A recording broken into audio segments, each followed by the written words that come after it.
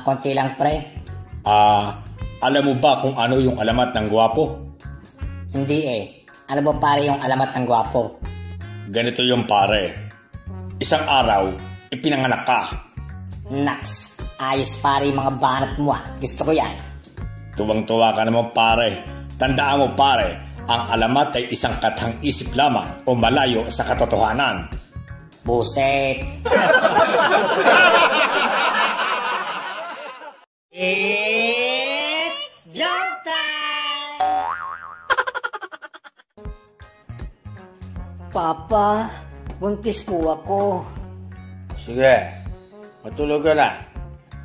Papa, buntis nga po ako. Oo nga, sige, matulog ka na sabi eh. Papa, di ka man ba magagalit sa akin? Di mo ako sasampalin? Anong klaseng ama ka?